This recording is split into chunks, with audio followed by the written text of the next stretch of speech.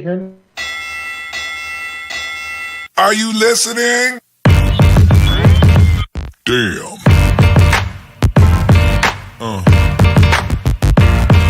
Yeah. Yeah. What's up, everybody? Welcome into the Run-In Wrestling Podcast. I am your host, BigMike, and we are joined by Sp3drock. What's going on today, Sped? How you doing? Man, I'm doing all right. How about yourself? Good stuff. I'm doing all right. Ready to talk some wrestling. Hopefully you are too. Got a big week coming up. Or a big show coming up. Last week, Bad Blood. This week coming up, AEW Wrestle Dream. So we will be very pay-per-view or PLE heavy. We'll touch on a couple of things that happened during the week and other shows. But mainly reviewing Bad Blood, going through Wrestle Dream, seeing about the card there, seeing what we think. And I do want to go back and say, Lady Alpha, you had some comments in there. They have disappeared on my screen for some reason. If you could go back and leave them again, that way I can put them on the screen because I know you always put stuff in there. So I appreciate that. Hey, well, calm down with that. We'll get to that. Man. I can't. I gotta give you your props on both scenes here because someone just asked. Goodness. My bad. You just asked. We would that will be imparted when we go over our Bad Blood predictions from last week. We do have a new WWE King, as you saw the preview of. But let's get right into the week in wrestling. Be sure to leave comments. There's Lady Alpha jumping in. Welcome to the Run-In Podcast, your home for all things wrestling, hate and drama free. Join the discussion. Leave us a comment and saying hey to everybody. Everybody say hey to Lady Alpha. Tomorrow is actually her birthday, so I want to give a big shout out to her. Happy birthday, Lady Alpha. If you jump in the comments, if you see it, make sure you tell her happy birthday. So support her from us from day one, from the first show. You've been here for every show, puts comments on every show. We really appreciate everything she does. And want to give her a big birthday shout out. So with that, we will jump into the week of wrestling. Big shows. We'll start off with Bad Blood because it is the furthest one. We really won't talk about SmackDown that much because anything SmackDown related led to Bad Blood. Wasn't anything on that weekly show that made any difference. Bad Blood, what do you think about the show all just in general?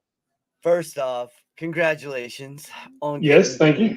Okay, but there was only 2 matches, honestly, that you can look at and be like, man, that was great.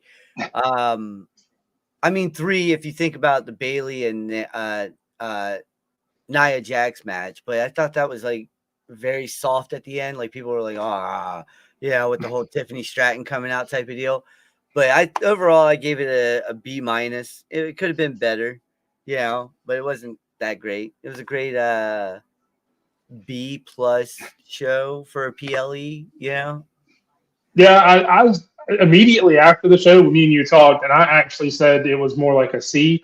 I have come up on it a little bit after cooling off. There was a few things during and after the show that we'll talk about that, quite frankly, pissed me off. If you follow me on X at @_BigMike27, you can go back and see what those things are, and we'll talk a little bit about them, hit on them here soon. But I have actually come up to a B-, not quite as high as you are.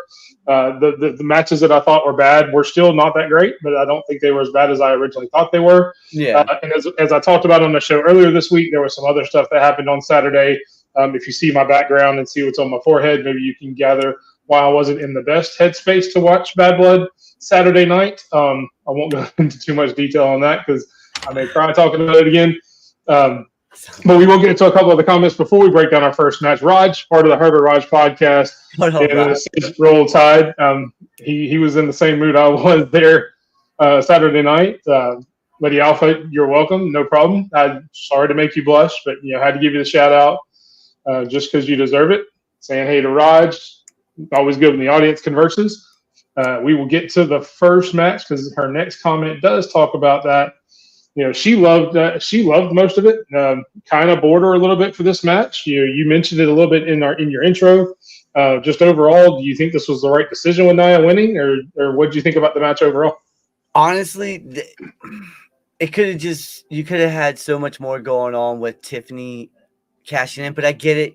Wait it out. You already cashed in the men's, wait it out with the women's. I get that, but overall, yes, Nia should keep the title going. She's been dominant as a champion, been dominant since Queen of the Ring. Her versus Liv, I'm definitely gonna go Nia over Liv. That's easy. Just look at the size. Besides that, it's just Nia's on a different level right now. Since coming back to WWE, she's been on a different level. Yeah, and I kind of agree. I mean, this is one of the matches that weren't the best for me. It got a little.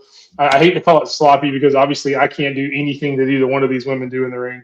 But it did look a little clunky at times as professional wrestlers. Some of the moves. I mentioned the kind of hurricane run that Nia tried to do. And look, you guys see me. I'm a big dude. Even attempting that as a bigger person, I give her kudos for that. But it just the way it kind of was received, it looked a little odd. But I do definitely, obviously, agree with the decision. Kind of talked about it last week on our prediction show. I did predict Nia. I didn't think Tiffany was going to cash in. Kind of played out exactly though I thought it was. She kind of come out and they pretend having a cash in. I like the way they did it, where she wasn't really trying to cash in, but Nia thought she was when she sat up, and Jess was holding the briefcase, and she's like, That was pretty cool. What the hell? Yeah. So that was a cool way to do it instead of actually her going, well, maybe I am. But Tiffany had no malice in her heart there, at least not to the outside world. But definitely agree with that. I kind of agree with you about Nia and Liv going forward. Obviously, we'll get into that more when we get closer to Crown Jewel. And I guess we'll stop here and talk about in my opinion, the ugliest championship belt I think I've ever seen in my entire life, the Crown Jewel Championship, which Nia Jax will face Liv. So what were your thoughts when you saw that belt in general? Honestly, I was trying to think, are they trying to outduel AEW with these tall belt, like the plates. Like AEW's got some tall plates, but they got better designs than AEW. It looks nicer. This belt just looks like some guy was like, hey, let's copy the side plates to the international title, okay, and then throw in some of the like kind of AEW World Heavyweight title and put it in there somewhere. It just didn't work. It looked like a fusion of the women's AEW. There it is. The women's AEW World's Championship and the international title put together just with green. I was like, it didn't look great. And they showed one belt. They said it's going to be for the men and the women. I hope they give the women a smaller belt, because even though we both think Nia may win, could you imagine if, and I wish I would have saved the picture when I saw it, somebody did an edit of it. If Liv Morgan wins that title belt may be half her body size. Yeah, man, so it may cover like from her neck down to her knees, and it looks like a dress. And somebody did an edit of it on Twitter. And like I said, I wish I would have saved it. I'd have put it on the show. But it was literally Liv, and from her knees to her neck, it's just that title belt. So, yeah, good Lord. Hopefully the women's is smaller. I know the normal titles for the women are smaller than the men's titles, obviously, for obvious reasons. Yeah. So hopefully that one is as well. Never mind. We could talk about that later on. Never mind. All right. No problem. We'll get to the next match. So the next match was Priest and Finn Balor. Damian Priest gets the victory over Finn Balor and the rest of the Judgment Day, squashing pretty much everybody in the Judgment Day except for Liv and Dom.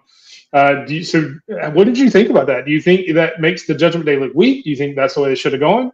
I think Damian should have went over. I get it. He cost Finn so many times the World Heavyweight title, but at the end of the day, you definitely cost Damian Priest, who actually had the title, the championship.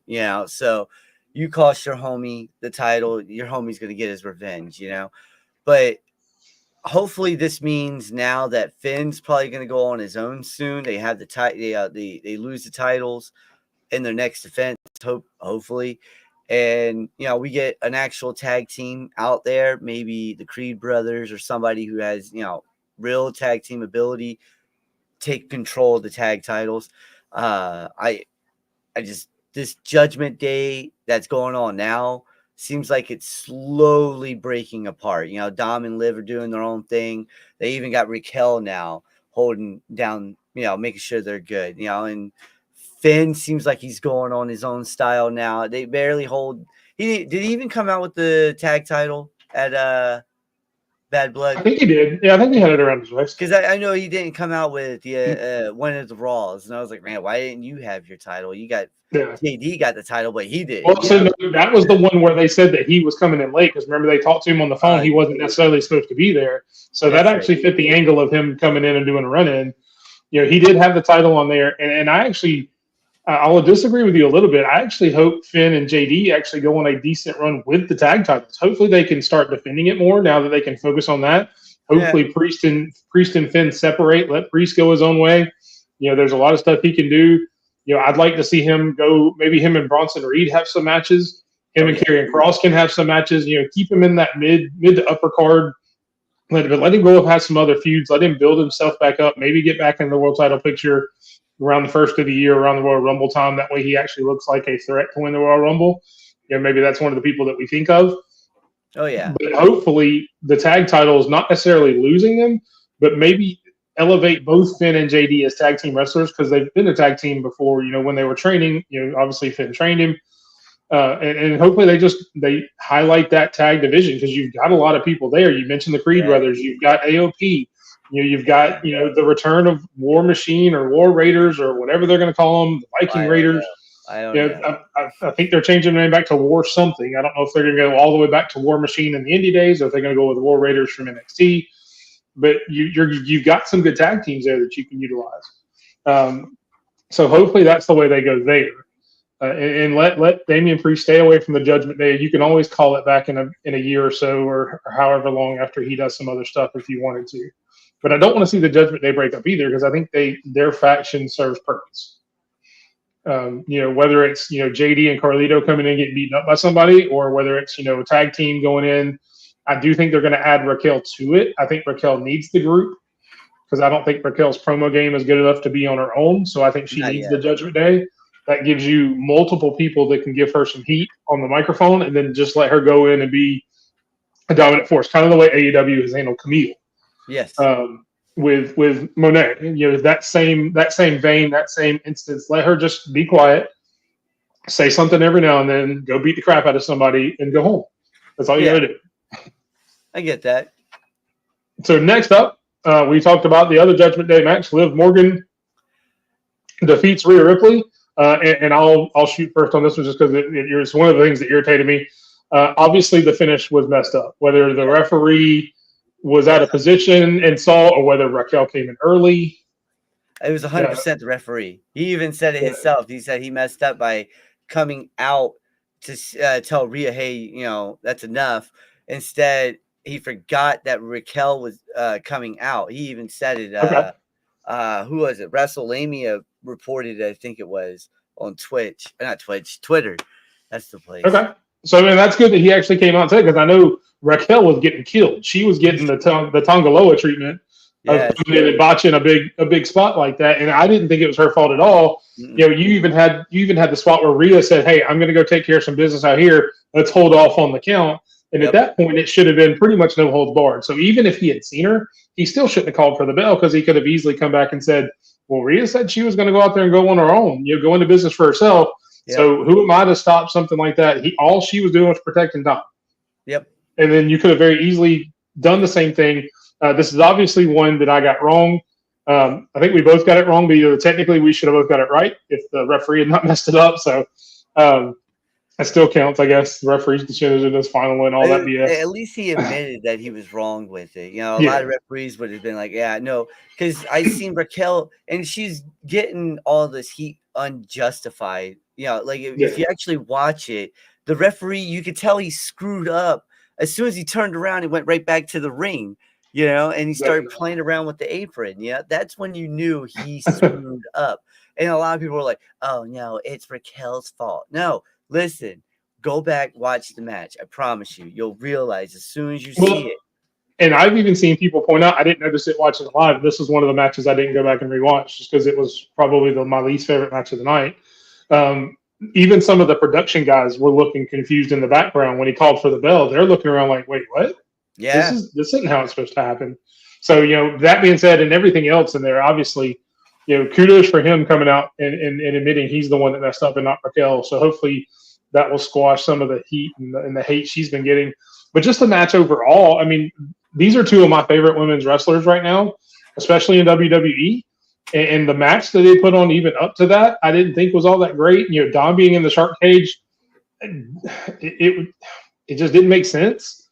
You know, the shark cage is normally locked. You clearly saw when they raised the cage up at the beginning, there was no lock on the cage, so you knew something was going to happen. And even though commentary said, "Well, he broke out, he picked the lock," no, there was never a lock on the front door.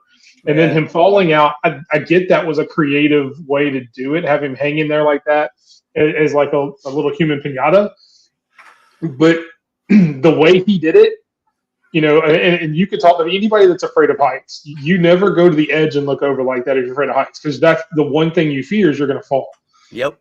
You know, that would have never happened, and it just didn't make sense. You know, obviously it was there just as a plot device, and normally they're fun, especially when they're over the ring. It did hurt with it being outside the ring, and I get it because you have Hell in a Cell there. You can't do both in the same space. Yeah. But it just didn't. It didn't think this match needed that. You could have had the Raquel thing with Dominic Mysterio on the outside. It served no purpose with him being up there other than him hanging like a pinata. Well, yeah, you know, you could have, you're right. Dom could have been on the outside. Rhea could have got her revenge somehow, some way, that way. Or, like Dom, she could be beating him up in the middle of the ring, referee knocked out. You know, go with the classic instead of this, the way they did it. I mean, listen, we talk about how Triple H does things and how he books and stuff, but sometimes things don't go 100% the way you want it, you know, and this match did not go 100% the way they wanted it. So that's probably why we're getting another Rhea versus Liv when they could have just swept it under the table and be like, all right, it's done. Yeah, like Rhea needs to get back in the back of the line and do it over again like they have done millions of times in the past, you know? Yeah, exactly.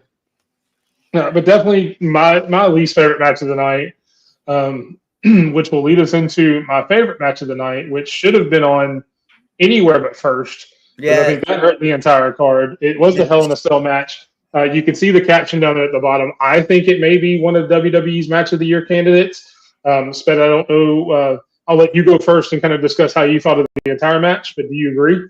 I agree that this right here might be the match of the year for WWE. You know, I don't know if it's better than a couple of the Will Ospreay matches that we've seen this year. I don't think it is, and I'm a huge WWE fan, but I don't think this is better than Ospreay or MJF. I think it was equal to Swerve and Hangman. To be honest, they were on par with each other. This is, if we're gonna talk match of the year, this would probably hit top 5 easy in the match of the year candidate. Yeah, like as of right now, it would be top 5. You know, but no, this match was phenomenal. I mean, I told my wife as soon as he got hit with the toolbox, is like, he's actually bleeding. I was like, that right there, the blood coming out and, you know, just dripping down his nose. I was like, that's not little whatever they use, that little packet that they use, you know. It wasn't bleeding either. Huh? It wasn't bleeding either. He didn't bleed. I think he was supposed to, which I'll get to more when I talk about my part of the match. But I think he was supposed to bleed there. I think something messed up, but I'll go into more of that after you're done. If you look at when the toolbox hit him, it hit him clean right here. And like it was the bottom part that did. I think Punk was supposed to have it turned to the side and kabam. But he's got like that fake blood going in his eyes right now, you know. And he throws it back. He doesn't know what the hell, you know, he's got the way he's got it. So he hits, boom, and it's completely messed accident. But for Drew to have a huge gash in his head, 18 staples, I think they said 16 to 18 staples. Yeah, something like that. To do that and still to finish out that match, bleeding the way he was, man, give this guy a title match. All right. This guy deserves to be champion. This guy is a champion. This man has proven that he's a champion all the way around. It's been one phenomenal year between these guys. I'm glad it's done. You're right. It is WWE's, as of right now, match of the year contender, and probably the only top 5 match of the year contender they're going to have this year. Yeah, I'd agree with that. And I will start this by saying I was very hard on AEW for the unprotected chair shot in the Swerve Hangman match. Yep. I will also be as hard on WWE because this is again another unprotected headshot, even though it's with a toolbox. Yes. That's one of the reasons I know WWE hates to do those now. So I don't know if it was a mess up where Drew was supposed to get his hand up and maybe something got caught, because the way they kept the camera on Punk, to me, he was supposed to get his hand up, get knocked back, and then it gives him a chance to blade, to cut himself. That way he can bleed the old fashioned way. Yep. But I think something happened where he got his hand up or didn't get his hand up. Maybe it got caught in the ropes, or maybe Punk, something there wasn't messed up, because they don't normally do unprotected chair shots or head shots like that. And I can't go without giving it some kind of criticism for that, since I did the same thing for AEW, and I always want to try to be fair. Like I said at the beginning of this podcast, I'm going to be as fair as possible with my opinions. So that does take away a little bit of it from me, but it is probably the first or second. I really enjoyed the WrestleMania match with Cody and Roman and all that, all the spectacle of that. But just for sheer violence, like Lady Alpha said a minute ago, it was very brutal. It was definitely the most brutal match we've seen in WWE in a long time. Even with all the smash mouth cool stuff that Braun and Bronson Reed did last week on Raw, destroying everything, this was still more brutal in a physicality way. I'm glad they didn't go try to jump off the cage. I'm glad they kept it, on the ground, just beating the crap out of each other. I think that really fits, their hatred of each other. But this was definitely match of the night, one of the matches of the year. I think the right person won. We can go over a little bit more of that later in our Twitter submission that has to do with, after this match, kind of the aftermath. But I definitely think the right person won, and hopefully we see them both in a little while. Hopefully neither one of them are coming back anytime soon. Let them rest. Let them both heal. They both deserve it. They put on a hell of a show. And definitely the best match of the night, which again, I will repeat, should not have gone first, because every other match on this card suffered for it. The crowd didn't really get their energy back until the main event. So it really brought the energy down and the crowd participation down for every other match. Every match. It was sad after that. And yes, they did bring back the beads call. And to me, that was a kind of a cool spot. The way they teased it being the thumbtacks. WWE has the Legos. They have done all kinds of things. But it turns out to be the beads. A good callback to the way the feud is. I know everybody hated the bracelet being a part of it. I get it. Yeah. But it was a good callback for what it was. Just to kind of throw that in there. CM Punk putting the beads in Drew's mouth, just like Drew did to Punk, and then hitting him with the GTS with the chain to get the win. I thought that was a really cool touch at the end. And then it wasn't such a thing where a bracelet got involved and it took away from the whole match. I think they put just enough of it in there to not distract from the violence that was going on, but to still let all the people in the background know, hey, we know what that meant. So we will get to our main event. It was The Rock, or not The Rock. I'm getting a little ahead of myself. It was Roman and Rhodes against the Bloodline. Oh, what you got, Sped? No. I'm just pointing up. I acknowledge Roman all day. I thought you were trying to get me to stop. No. Acknowledge Roman. Yep. Roman and Rhodes did win after the return of Jimmy Uso to take out the rest of the Bloodline. A lot happened after this match, but sticking to the match, to begin with, what do you think about the match in general, and do you agree with who won the match? I liked it. I thought it was fun. I thought it was a great match. I was happy to see Jimmy come back. Happy to see Roman get Roman did. I thought Roman was going to have ring rust. The dude looked great. He looks like he's in great shape. He looks like he can keep going for another 5-10 years. Let's hope he can keep going for another 5 years, maybe 10 years, But the highlight of the match was Jacob Fatu again. Okay, this man is he keeps growing as a megastar under everybody's eyes right there. He's going to be a WWE champion before Solo, and it's going to kick Solo's butt. So we're going to see the dissension between those two soon, because Rock is going to give Solo, and I know you're going to get into the Rock stuff. That was beautiful with the 3 and the neck. That was nice. I like the little, you two are mine type of deal. But Rock is going to give Jacob Fatu his flowers. He's going to give him his props here soon. And the man deserves it. Also, if the reports are true, and I don't know if they are, if Jacob Fatu's brother really is missing, I hope we find him soon. All right, and I hope Jacob does find his Oh, brother soon. I haven't heard that.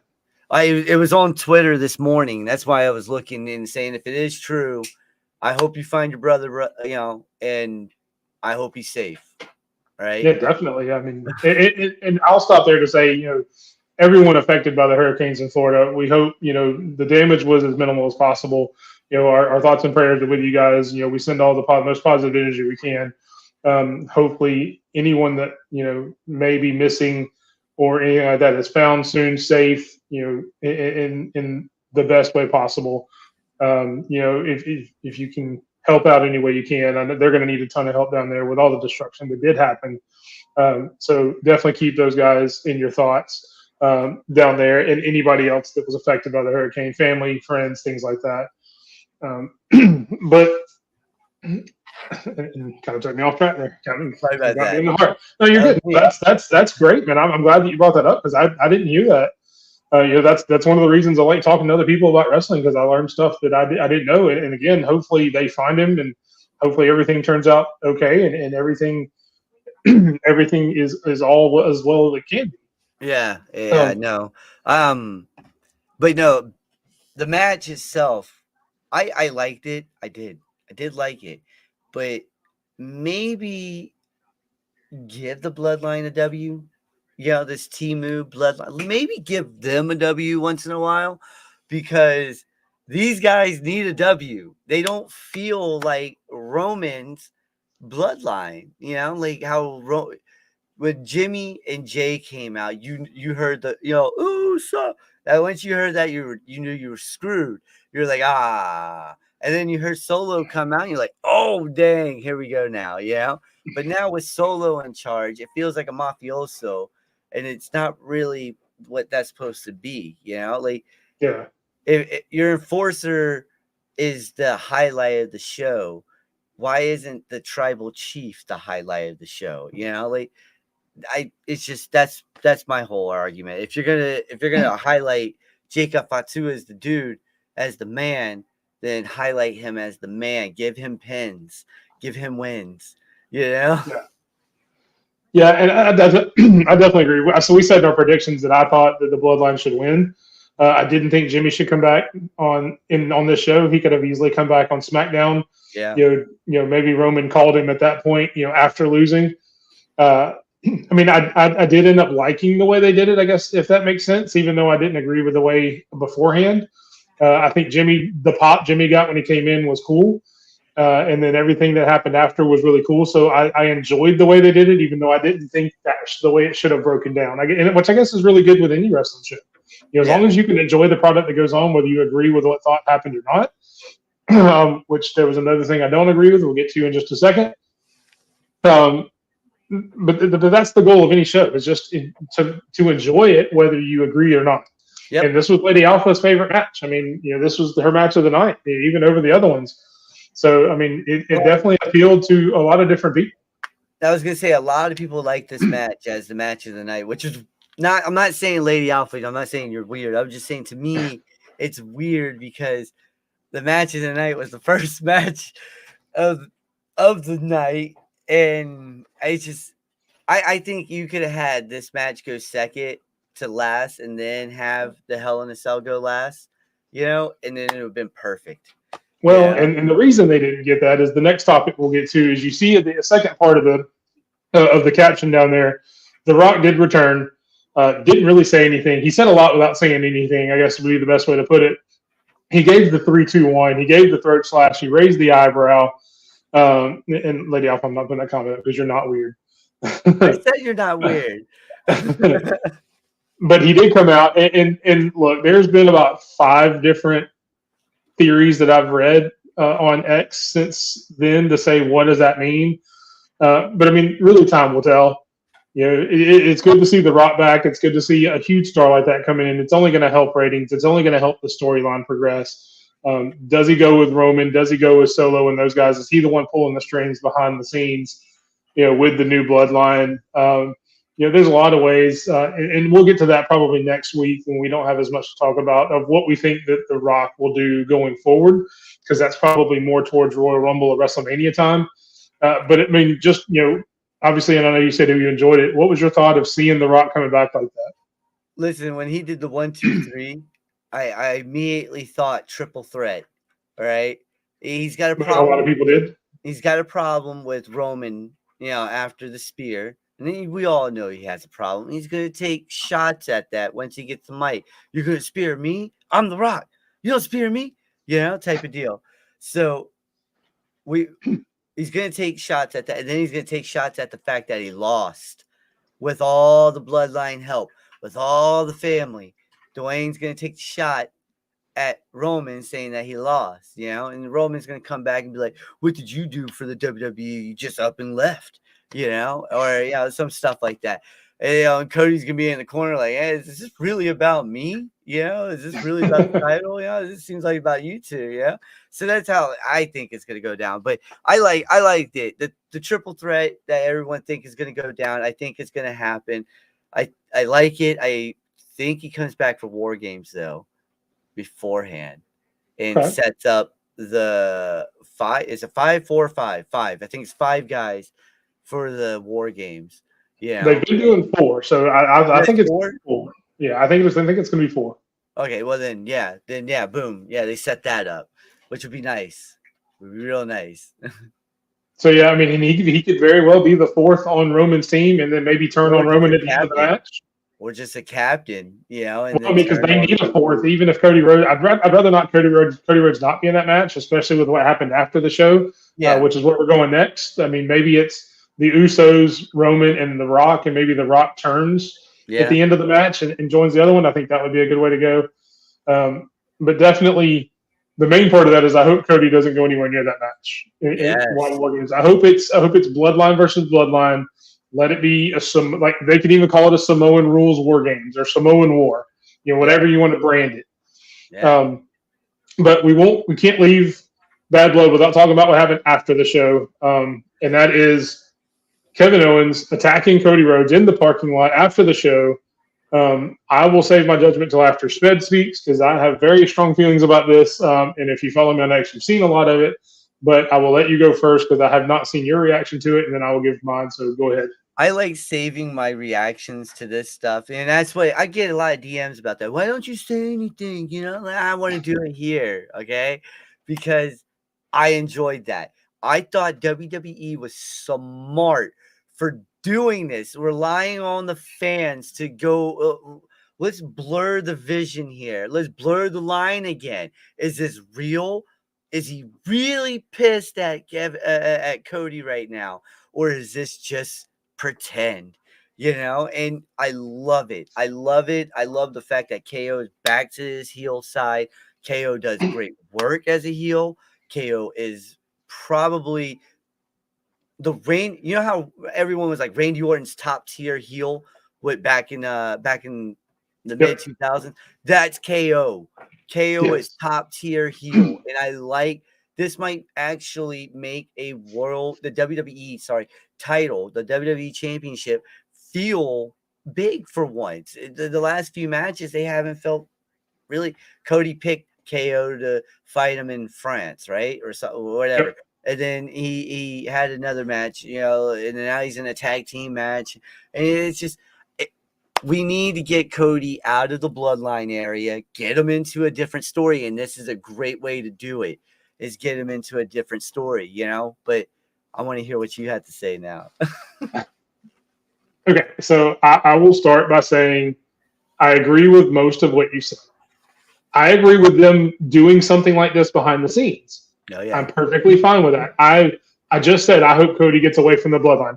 And I'm actually going to go to the next slide just so this makes me feel better. So my anger doesn't get to a boiling point so I can keep my thoughts because this makes me feel better looking at me with the crown.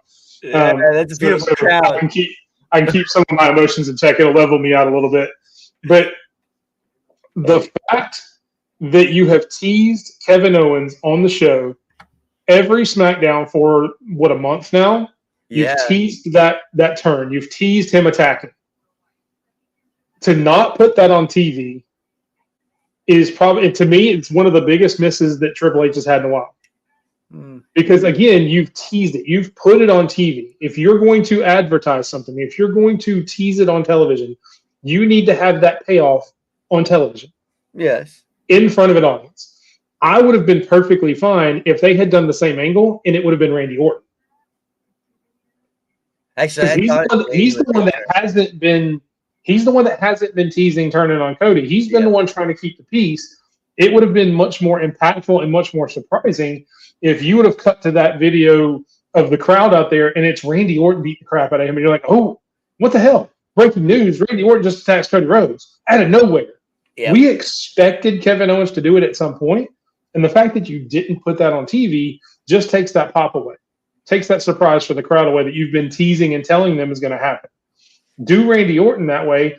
Then, Cody comes out on Friday night, calls out Randy Orton, wants an explanation, starts beating him up. You hear Kevin Owens' music, and then you get that Willy Wonky.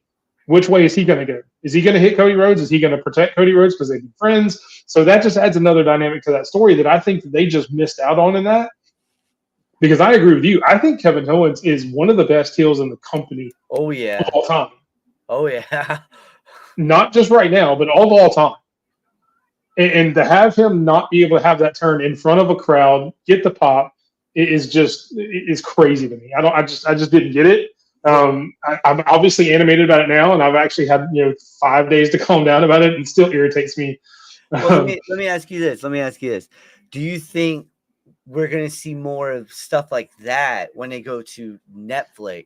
Because it seems like H is trying to take over, trying to expose not expose, but use the internet, use Twitter, use Facebook, whatever, to his advantage. And they should 100% do that. I just don't think that particular spot with that particular person was the right one to do it. Okay. That's what I'm saying. I don't disagree with them doing stuff like that at all. I think it's cool to take different avenues like that. I just don't think when you've teased it on television and teased it on TV that would have been like, I'm trying to think of a good example of teasing that somebody's going to come back. Jimmy Uso. So we've been waiting on Jimmy Uso. You've been talking about Jimmy Uso in commentary. We've known Jimmy Uso's coming back, and his comeback was great on TV. But he actually came back at a house show a week or so earlier. Yep. And there was video of it, and it kind of takes away from it a little bit. Yeah. Because it was done in front of just a small crowd of people, and that's something that should have been broadcast. Well, that's why I love Atlanta so much, because they love wrestling down there. Yeah. So it doesn't matter if he came back 2 weeks ago at a house show. As soon as they see Jimmy Uso or it doesn't matter who it is, anybody with a good pop, which one day I hope is Dom. Yeah, I had to get it in there. I thought we were going to get a whole show without it. No, listen, it was 38 minutes. I've been keeping track. Right at 38. It just hit 38 minutes. So right at 37:45. Oh, man. All right, so that was Bad Blood. We've talked about it. Obviously, you'll hear more from Kevin Owens probably tomorrow night on Friday Night SmackDown, and to see where that goes. But we will jump out of Bad Blood and into a couple of points. We won't go deep into the shows because obviously a lot of it was Bad Blood related. So the Monday Night Raw, we got the first ever in 12 years 2-hour Monday Night Raw. What did you think of the show? How did you think it went? Too many commercials. Think about that. Yes. No. I'm with you. Look how many commercials we had. I don't even remember that when I was a kid. All right, watching. There was a lot of commercials this time, and my wife was even asking what's going on. There's not barely any wrestling going on, and she's only been watching wrestling for 5 years now. So she's starting to realize something wasn't right there. So hopefully next week they can get a balance going. Because this week was just too much commercials, not enough wrestling, and too many promos. You could have saved CM Punk for social media. All right. You've been trying to use social media to your advantage. Use it to your advantage. They used to do this back in the day with backstage promos on WWE.com. So try that. And see, I'm not as thoughtful about CM Punk not being there. But did we really need Cody Rhodes there just to come out and prop up the stupid crown jewel title that nobody cares about? No, we didn't That's even the need. part we didn't need. We didn't need Gunther there. No, we didn't need we didn't even need that segment with Liv and Dom. And yes, I'm a Dom fan. We didn't even need that segment with them saying, "Oh, we're here. Oh, now we're gonna leave." We didn't need that segment. We didn't need none of that. All right. Yeah. So Raw, it's this week was worse than Dynamite, in my opinion. That's pretty strong, which we'll get to a little bit of that here in a second. Do want to shout out, Herb does make a comment that apparently I wear the crown every time. Look, if I can get a crown that looks like that, I'd wear it more often. I can see a 3D print. There we go. I may be able to wear it next time we hang out. And that is Herb with the other half of the Herb Raj podcast. You saw Raj in earlier saying what's up. So you got there, Lady Alpha saying hey to him. Again, we love it when everybody talks to each other. And she agrees with Herb. Thanks for that. Let's put more fuel to that fire, I guess. And she's talking about the crown, I'm guessing. And I'm not putting the first comment up just because I refuse to put that up there. But we will get to the NXT, which is the only show that really doesn't tie into a pay-per-view. And again, another show that I had some emotional damage to. You were so mad. Tony D'Angelo did defeat Obafemi to become new North American champion. And look, I'm not even going to talk about it. I'll let you have yours, then we'll move on to AEW, to be honest. Listen. I get why you're mad. I do, because we both wanted the NXT and the North American title on our mans. But you know what? Maybe once he goes into the heavyweight or the main event picture, maybe that picture finally gets a boost. All right. And I don't understand, what people were saying about Triple H and everything, because Oba is being pushed to the freaking moon. All right. We used to be hearing Cameron Grimes saying that, he's going to the moon, baby. Well, no, Oba's already there. He's got in that SpaceX rocket. He is gone. All right. Type of deal. Oba is the man. But congratulations to the freaking Don. All right. Listen, Don, I've always liked you. All right. And I'm glad you won. But don't go after Oba anymore. All right. Don't do it. I have to be if we're gonna draw the line there, I'm going Oba all day. And I'll stop short of going through a diatribe again because I've done a few and we're already 45 minutes. We haven't even talked about Wrestle Dream, which has like 57 matches. But Oba shouldn't have lost. Period, point blank, end of story. I mean, he should have kept the title. He should have held both titles the same way they did to Keith Lee. Let him have that treatment. You could have let him give it up. Even if you want to give up the title, let him vacate it. Let him have a tournament. Tony D'Angelo can win that. Oh yeah. There's a million other ways you could have done it. I don't think you should have let Obafemi lose right there, and that's all I'll say about that. What's crazy is you could have Obafemi win and then set it up like what you just said, and then say like WrestleMania for an IC title one day. Tony D versus Oba, part 2. And, they could run it back, saying, oh, I can't beat him. I didn't beat him in NXT. And then the Don gets the W in front of thousands of people. Yeah. Yeah, that's another way they could have done it. But we do have another big show coming up this weekend. It is AEW Wrestle Dream. I mentioned a minute ago. And while I may have exaggerated about 57 matches, there are at least 10 matches on this card, doubling up on what the WWE had. Not to mention Swerve Strickland returns to make an appearance, although it doesn't show he's wrestling, that he may actually come in and get a match. But we will go through. You got your pen and paper ready for our predictions? Yeah. Yes, sir. Let's get into it because there is a ton of stuff to go over. And a few of them, look, and we're not going to lie. We're not going to, try to act like we know a bunch of stuff that we don't. If one of these matches comes up and we don't know anything about either one of them, we'll just pick a winner and move on. Yep. Because I'm not going to try to act like an expert about something I don't know about, which leads into our first match. Atlantis Jr. versus Brian Cage for the Ring of Honor Television Championship. I'm going to be honest, I've never heard of Atlantis Jr. in my entire life. I don't get to watch Ring of Honor that often. He is the TV champion for Ring of Honor going against Brian Cage. I don't see them letting Brian Cage win because they don't let Brian Cage win very often. So I will go Atlantis Jr. on this one just because I don't know any better. Yeah, I was going to say Jr. as well because they don't let Cage win for nothing. Yeah, Cage exactly. Beast in that ring, and they don't let him do nothing. But, I mean, nobody cares about the Ring of Honor champion titles at all anymore. I mean, They care about one of them that we'll get to here in a little bit. Well, yeah. But Atlantis Junior for both of us there, no disagreement. It is on the 0 hour, which again, whether they call it the 0 hour, the buy-in, who knows what they're calling their pre-shows. Next up, another match that I know both of these competitors. I'm not gonna lie, I'm not real excited about. But I'll let you go first since I went first on the last one. Sped, who do you have? Well, I mean, they've been screwed. Well, this is in Tacoma. It's Darby Allin. It's in Tacoma. I was gonna say expert analysis. It's in Tacoma, so it's Darby Allin. Yeah, it's Darby Allin. He's gonna win. Allen's gonna win. But I was gonna say maybe they give it to Brody King because I think they like him over Darby for some reason. How are you gonna let Darby lose what he earned to be the number one contender for the AEW World Heavyweight Champ? It blows my mind. All right, it just blows my mind. But yeah. For that reasoning in particular, I'll also go Darby Allin. I think Brody should win this because I think Brody's a really good wrestler. I think he could do a lot more in AEW, kind of the same way we talked about with Brian Cage. Yep. No, there we go. Herb's niece is driving and they're listening to us on the radio. We appreciate that. Nice. As we sound great, so great job there. We appreciate you listening and supporting any way you can.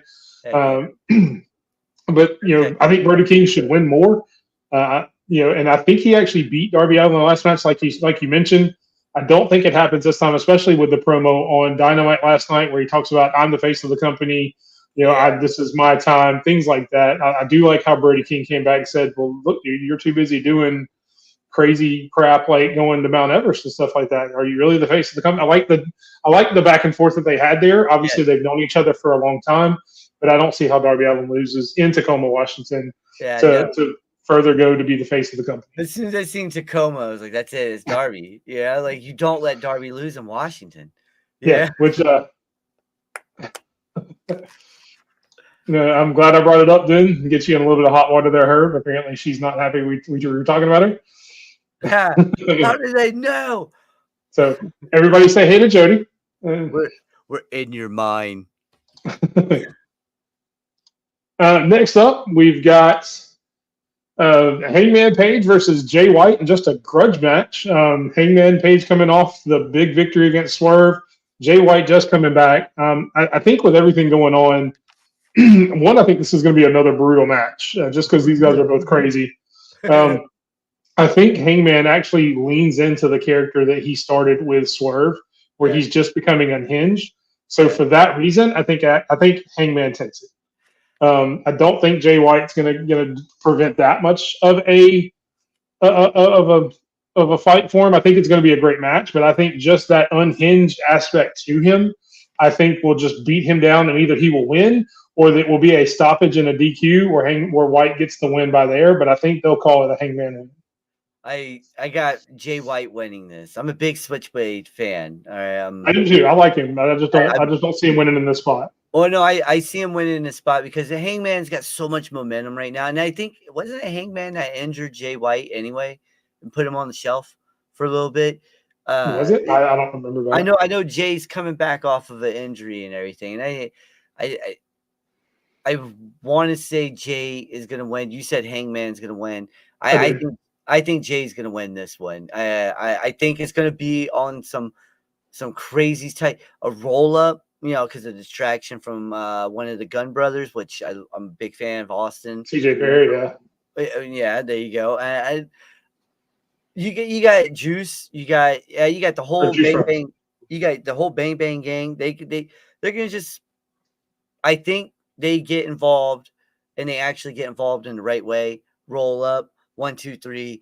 Hangman looks like he's what's going on, and then we set up for another match between those two. Get some promos. I think, like you said, these two are crazy when they're in the ring. All right, so when Tony Khan sees a money match, he likes to run with said money match, and he did. He ran with it with Hangman and Swerve. He saw money and he ran with it. And I see money with this match, and I think Tony Khan does too, so he's going to run with it. Jay White gets it, then we get another match between them, and it keeps going, maybe to the end of the year. Yeah. Yeah, there we go. I mean, so I kind of have a different opinion. I think Jay White's new character not being as vicious as he was. He's been more, just kind of like a smart ass heel or smart ass baby face. So I Yeah. think he could probably take a loss more too. I think a loss hurts Hangman a little bit more. So it's another reasoning I have in there. I But we will feel that. move on. Yeah, that is one decision that we'll be able to watch and hang on every move to see who wins. Next up, you've got the 2 out of 3 falls match between Hologram and Beast Mortis. We talked before the show. We both said Hologram was going to win. He's going to continue his streak. So, is there anything else you really have on this match other than No, Hologram no. wins? I just Okay. like the mask. I like the Beast mask. I thought that was pretty cool. Yeah, I've been impressed with Beast Mortis. I mean, he's had some good matches. You do have the whole Jake the Snake thing with he's his new manager now after Dynamite after the Callis family trade. So Yep. some of that could come into play, but I don't see them letting Hologram lose with the way they've been pushing him. No. I think Tony Khan's going to let him win as much as possible until he gets on a bigger stage for a title, and then he may not even let him lose then. So Yeah. we both go with Hologram on that one, so it'll save us. We'll go through to the next match, which is the other ROH title that we talked about, the ROH World Champion Mark Briscoe going against the Learning Tree Chris Jericho. After some very harsh words from Jericho about Briscoe's brother after the last week, who do you think wins this one? Briscoe. Just because they're not going to let him drop that title. I mean, he Jericho gave it away when he started bashing on his brother, and he gave it away right then and there. And my question is this, and I think you're going to go Briscoe as well, because how much longer is Jericho going to go for? That should be the question here. Yeah, like Briscoe is going to, we all know he's going to avenge him. We all know he's going to get RIP to his brother, by the way, where he's going to get avenged for his brother and everything. But it's now becoming a question of, is 2025 the final year of Y2J or Chris Jericho? And that's what we all should be looking at it as. We shouldn't be looking at Jericho should not go after another title until the final 2 matches of his career. So yeah, I definitely agree. I mean, I say Briscoe wins. I hope Briscoe beats the piss out of him. To be honest, Yeah. I hope that he puts him let Chris Jericho go off and do some stuff with Ozzy. Let him rest up because he is, like you said, he's been doing it a long time. He probably needs to heal up a little bit. Let him go away for a little while. He can come back right before full gear. Maybe when Samoa Joe comes back and they can have the blow off to their whole thing where he put him through the wall. Yeah. But Briscoe should absolutely beat the crap out of him, get revenge for Jay for all the stuff he's been talking, and then we shouldn't see just Chris Jericho for a month or two. More like 4 months. Well, it's not mainly because I just don't like seeing Chris Jericho all that much anymore. Well, we've seen way too much of Chris Jericho over the years, Yes. and it's just ran its course. Now it's becoming a Ric Flair problem. You're just here. Or a Hogan problem. Hogan problem. There you go. Yeah. There you go. Yeah. I know a lot of people get compared to Hogan when they win, but Chris Jericho could definitely be this generation's Hogan not with everything behind the scenes, although he's got some issues there as well. Yes. But not some accusations and stuff. But that's not the way I'm talking here about, just being in the spotlight way too long, taking spots from people that should be there. This should be somebody else going for the Ring of Honor title. But here we go with Jericho. But again, hopefully he gets beat and goes away for a little while. Yeah. Next up, another part of the show that I really don't like. I'm not a fan of the Young Bucks. I like them more than I like Chris Jericho, which isn't saying a lot. That's like saying I like getting a root canal more than getting a cavity field, I guess. I mean, neither one of them are very fun. Neither one of them I like. But I will say the Young Bucks win just because I don't see them dropping the titles, keeping the whole EVP, authority figure role. I think they keep those titles for a little bit longer. And I'm going to be honest, I just don't see them pushing Private Party. Could be wrong. I like Private Party. I think they're a good team. And I know we talked about it a little bit before the show went on air, so I'll let you have yours. But yeah, I'm going with the Young Bucks. I'm going to go with Private Party, man, because I told you, I like these guys. I didn't like them when they were Matt Hardy. I thought Hardy was holding them back completely, and I would be vocal on Twitter about that. But, the thing is this. I think the Young Bucks has run its course. Everyone's like, oh, they're the best team. No, they're not the best heel in the business right now for AEW. It's not. That's Hangman. Hangman is your best heel right now. All right. That's the man that that's bonkers. That's the man that has like that Randy Orton feel. Okay. That's the man that you look at and be like, you know what? That dude can kiss my ace. Well, at least until MJF comes back. MJF's still the best heel in AEW. Well, you're right about that, but MJF has been dealing with a neck and shoulder injury for a minute. Yeah, that's what I'm saying. Until he comes back. For right now, I'll go with you at Hangman, but that's only until MJF comes back. But Private Party deserves some damn flowers for once. All right, these guys deserve the tag team titles. These guys are phenomenal in the ring. They're very entertaining, and I said that off air. They're very entertaining. I like watching these two, and I like watching them more that they're not with Matt Hardy anymore. They're not with anybody. They're Private Party now, and they're doing their thing. They're showing the world, and I hope they win the tag team titles because I got them winning it. Definitely. Moving on. Yeah. Jack Perry against Shibata for the TNT title.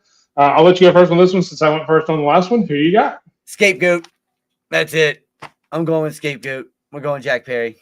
Yeah, same for a lot of the same reasons I just mentioned about the Young Bucks. Well, I'll go Jack Perry as well. I just don't see Shibata taking that title. No. So, all right, that's all enough said about that one. Moving on to a match that I think we may actually be conflicted on. Mariah May puts her AEW Women's Championship against Willow Nightingale, who won the four-way match on Dynamite to get this shot. Again, I'll let you go first since the last one was so short, and I'm tired of talking so much. Who do you have? Well, I got Mariah winning. They're not going to take that title off of her right now. She's doing phenomenal work since being champion. Even before being champion. With Toni Storm and everything, she was phenomenal then. But she is phenomenal right now. As champion, she's elevating that division right now. Don't get it twisted. Willow, she is phenomenal as well. But she did just go 1-1 against Stack, right?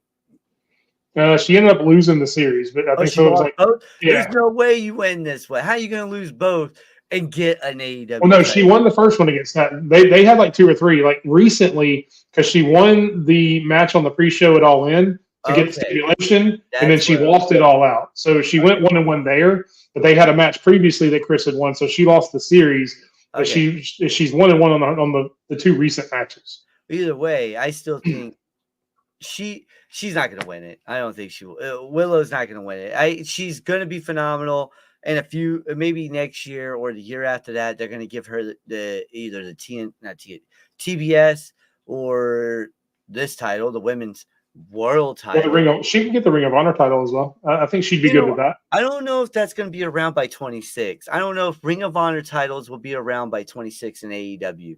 People are starting to get like they don't even. The only title they really care about is the Ring of Honor World Heavyweight title. I mean, you look at the TBS title and you look at the AEW's women's title and you look at those two and you're like, that's an actual title that I want to own. You look at the Ring of Honor title a few years ago. Yes, I would have said, damn, I would have taken that as a female. I would have taken that women's world Ring of Honor title in a heartbeat over AEW. But the way AEW has buried a lot of Ring of Honor titles and stuff and made their titles better, which they should. It's their brand, Yep.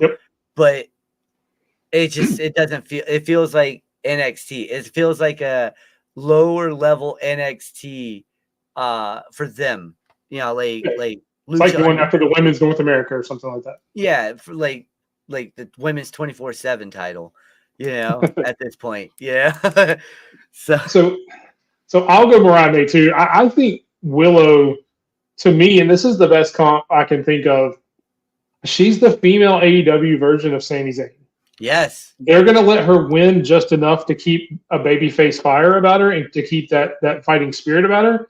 But she's basically being set up so the bigger heel can take her out, just like they did with Sami and Gunther, just like they did with Sami and Braun. They even let him get a win over there. They do the same thing with Willow. They pump her up. They give her some good wins, which she deserves because she's a great professional wrestler. But she's great in that role of being the baby face that the heel champion or the big time heel like Chris Statlander was has to overcome to get to the next step. And I actually think, as you can see by the caption down there, I think this is where we see the return of Toni Storm after the match. I was thinking I think she comes in and beats up Mariah May, sets up a match for Full Gear. It gives them some more promo time for the next few weeks before Full Gear, and then they get a rematch at Full Gear for the title. But I do think Mariah May wins, but I do want to give Willow Nightingale her respect because, I mean, saying she's a Sami Zayn is not an insult at all. Sami Zayn's an amazing wrestler. But I do think that's kind of the same role she's in. The way they treat Sami Zayn is the way they treated her, because they even gave her a lower title. She had like the CMLL title for a little while. She's been the TBS champion, before. So she's had small championship reigns, but they're not going to let her beat Mariah May, who they're trying to pump up as their big heel right now. Next up, I'm trying to remember what match comes next. The big one, the triple threat match between Will Ospreay, Ricochet, and Konosuke Takeshita. We had the one-on-one match between Ospreay and Ricochet get thrown out with Takeshita there, making it a three-way for this. I'm still wondering who I'm going to win, so I'll listen to your analysis and see if it sways me. So I'll let you go first. Okay, so I've been thinking about this match, all right? And with this match, it could go a few ways. I think Will Ospreay ultimately wins, but here's how it would go down, though. He doesn't pin Ricochet. He pins Taka. Wait, how you say his last name? Takeshita. He pins Takeshita and sets up a one-on-one with Ricochet at Full Gear. All right, he takes out Ricochet somehow, maybe with a steel chair or something, or Takeshita does that, knocks him out with throw him in the pole, and then gets in there after he does that beautiful 450 splash, bam, pulls him out, throws him up against the pole, and then gets in there and gets rolled up, like 1, 2, 3, and that's it. I don't know how it's going to go down, but I do know that Will Ospreay somehow wins, and it sets up Ricochet, Will Ospreay at Full Gear for that title, and that's what people are going to be paying to see. So, again, I've been going back and forth really between all three of these guys on this one, and I was hoping listening to you would sway my decision and make it, and honestly, with as great of analysis as that was, I think Takeshita takes this. See, I thought you'd pick him.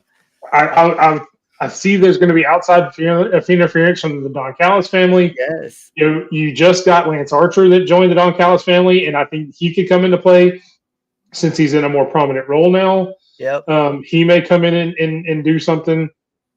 And I actually think that this will put Will Ospreay out of the international title picture for a minute. I think maybe Takeshita and Ricochet may have a rematch. Maybe somebody comes in and hits Ricochet. You've got Kyle Fletcher holding Will Ospreay back, and Takeshita pins Ricochet to get the win, and it sets up a rematch with them down the road. I think Will Ospreay then tries to go after Archer, Fletcher, all the guys in the Callis family, and I think he ends up going for the main event scene after that, which we'll get into here in just a minute. I think it would be a great match with who I think is going to win the main event. But yeah, I think Takeshita takes this with a lot of interference from the Don Callis family and a lot of shenanigans. And then we have the main event, which we just talked about.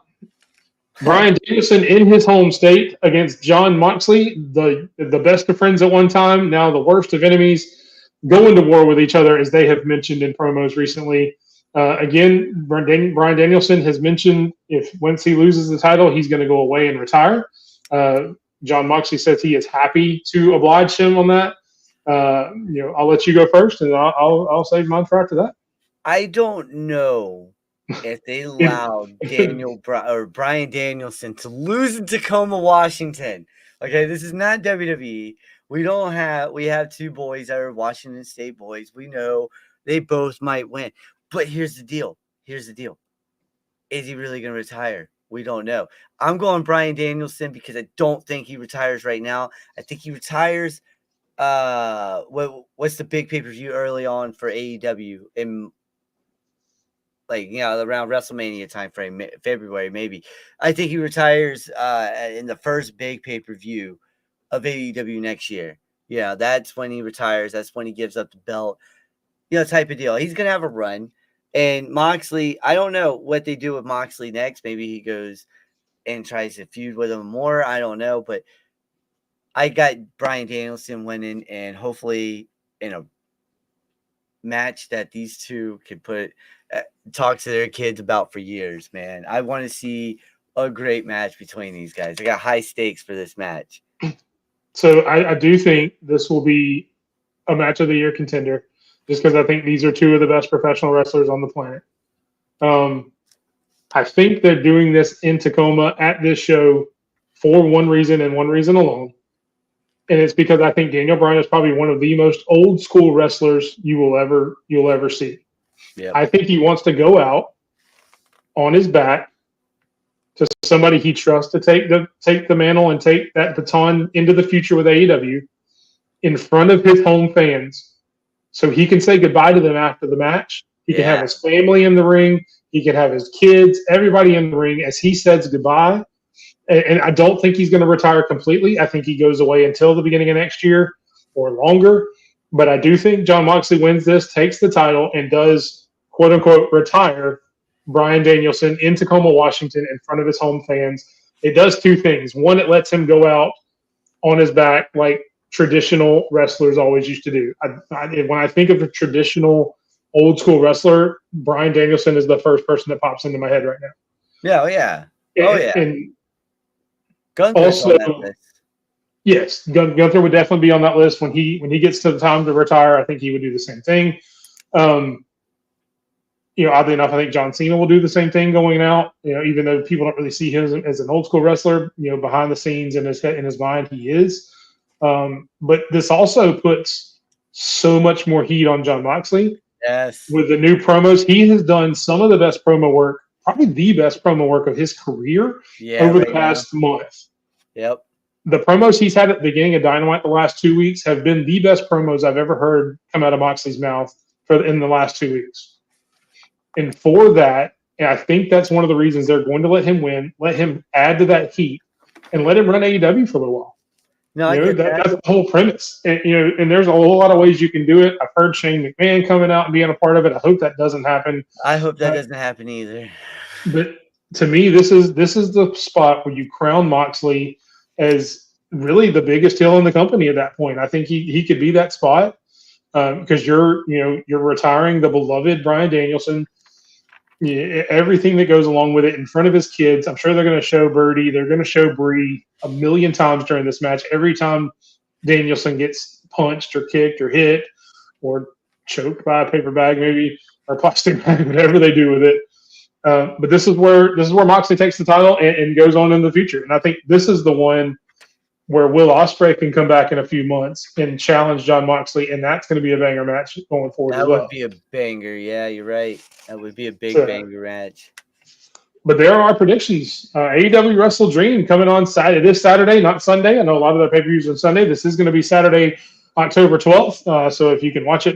One new we can. Come back next week and we will review it. A couple more things to talk about here. We do have our Twitter discussion that we have every week. This week, after the Hell in a Cell, where does Drew go from here? And what's next for him? Sped, what do you think? Oh, man, I think he goes to the hospital for a little while, get some ibuprofen. Well, he's already been there. He's already been there and been out. So. Oh, I get that. I'm just saying, he needs some ibuprofen, maybe some ice pack, just let him chill out at home for a little bit. When he gets back, I would like to see him get into maybe the World Heavyweight title picture. That would be nice. I wouldn't like to see him go after, if Jay's still a champion, I wouldn't like to see him go after Jay. I would not like to see that. I would like to see him go after the big title. Let him get into that World Heavyweight title picture. Let him do his thing. Him and Gunther will have a banger match. That would be match of the year contention any year, any day of the week. And like you said, if they want to do Drew versus Punk again, let's do it later down the road. And maybe this time for the title, Punk has it or Drew has it. It's money. And that's what WWE loves, is money. So let him rest up. Let him come back. Let him go into the main event picture again. If you let him go into the IC title picture, make sure it's against Braun Breaker and not Jey Uso. We've seen that millions of times. We don't want to see it again. All right. Braun Breaker, not Jey Uso. All right. There we go. All right. So, funny enough, I'm going to go the opposite way. I actually think he should come back in about a month after a hard-fought victory for Jey Uso over Braun Breaker, over somebody like that, even if it's a crown jewel in a month or so. Yeah. He's in the ring. He's on the ring, yeeting away, crowd going wild, celebrating like crazy, and all of a sudden, bam, from behind, he gets taken out and just beat down by Drew. That'd be funny. And just utterly beats him, just the same way he did to CM Punk in Chicago, before in the middle of this feud. It should be that sort of beatdown. And everybody's like, well, we haven't seen Drew since Hell in a Cell. What is he doing? Why is he here? What is going on? Well, then Drew can come back on Monday night and be like, I'm tired of seeing this dude yeet everywhere. He did. I'm sitting here putting my body on the line, putting my career on the line, and I'm getting booed, and you guys cheer this buffoon. Yeah. Which is, again, I don't think Jay's a buffoon before people start coming at me on Twitter. Yeah. Don't come at this is Drew talking. Yeah, I'm tired of seeing this guy yeeting every time. I'm tired of seeing the crowd be after him. I'm going to make it my mission to take the title from him and take everything from him. It allows Drew to go into another feud that he can still have that same vitriol and that same anger that he had with CM Punk, all because the fans are just behind Jey Uso. After that, where he goes, obviously I want him to beat Jey Uso for the title. I'd love to see him have a reign up until WrestleMania with the IC title. I want to see Drew McIntyre and Sheamus again. I'd love to see that for the IC title at WrestleMania. That'd be nice. With this heel character for Drew, and then Sheamus coming in as the babyface again, and finally Sheamus getting his flowers and getting his IC title at WrestleMania against Drew. I think that would be awesome. So that's where I think he should go from there. And I know I booked it all the way out to WrestleMania. So there you go. One more thing, then we'll get to Spud's final word. We have it every week. The run-in matchmaker series, a little bit of mixed match challenge action this time. We had it in WWE a couple years ago. Real wrestling married couples. You have Edge and Beth Phoenix. You have Becky Lynch and Seth Rollins. Bryan Danielson or Daniel Bryan and Brie Bella. And then CM Punk and AJ Lee. Obviously, it's a four-way mixed match tag. Sped, who do you have? I got the Ultimate Opportunist family. I mean, come on. It's Edge and Beth Phoenix. You know, I love Seth and Becky. I grew up watching AJ Lee and CM Punk. All right. And I don't get it wrong. I've never liked Brie in the ring. I think she's a nice woman outside the ring, but in the ring, she was horrible. I've always liked Daniel Bryanson or Bryan, but you're kind of combining the two. That's good. That's fine. Edge is the Ultimate Opportunist, all right? And Beth married the Ultimate Opportunist, so he has a game plan. You know that. He know he's going to come in, and he's going to be like, listen, take Becky, throw her in the fifth row, all right? So we don't see her no more, all right? And he's going to be like, you see AJ? Take that chair and just put her in between the ropes and put the chair right there so she'll move. All right. And then, she's going to chase Brie all the way to wherever Brie's going to run back to Arizona. I just, Edge and Beth, they're probably the ultimate mixed tag team duo. I mean, yeah, they're married. Everybody here is married. But when you think about it, power, speed, and intelligence, they have got all three.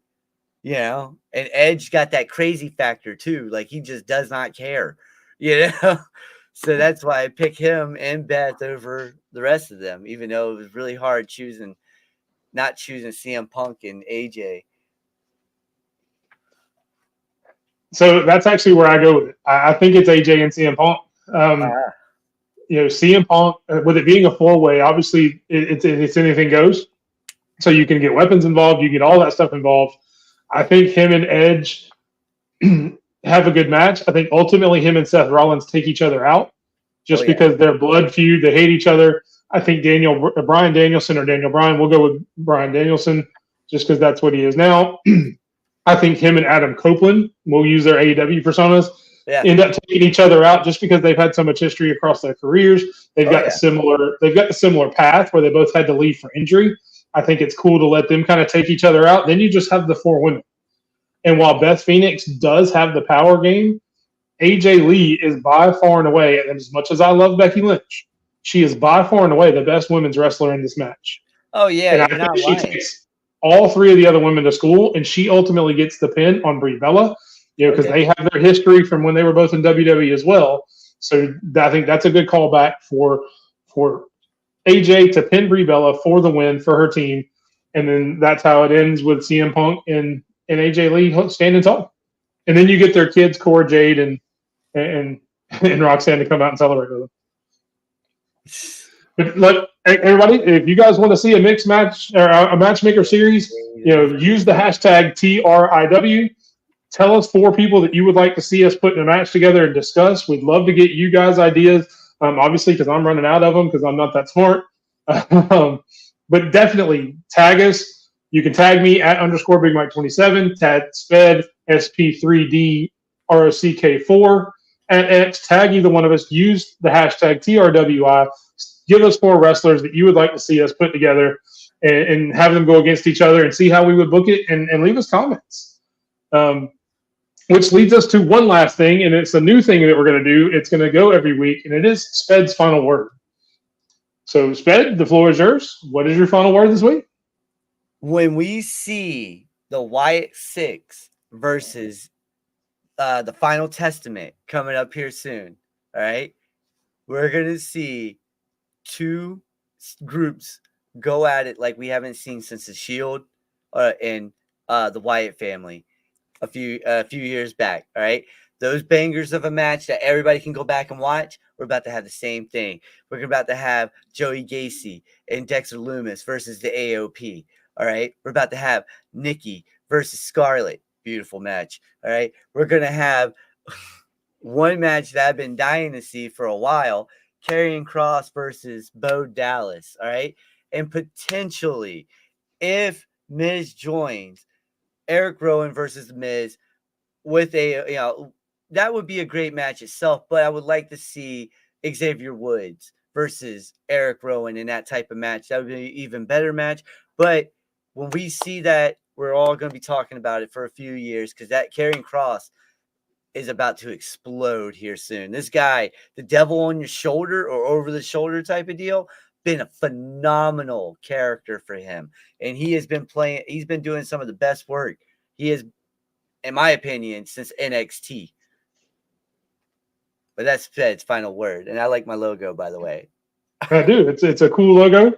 And that is Sped's final word. And then, look, that's our show. Thank you to everybody that's made comments. Thank you to everybody in the audience. And I do want to send a special shout out to Chairshot Sports, the Lowdown with Skywalker, with Jess, Suds Media with Vinny, who we have simulcasted with and will simulcast going forward on all those YouTube and X channels. So if you're joining us from one of those channels, we appreciate you coming in. Hopefully you enjoyed what you saw. Go see us over at _BigMike27 at the Running Wrestling Podcast on YouTube. Give us a subscribe, like us, come back and see us every week. We'll be here every Thursday, 8 Central, 9 Eastern, to talk about wrestling. And again, big weekend. Hope you guys enjoy some wrestling and have a great night. Thanks, Fed. Have a good one, buddy.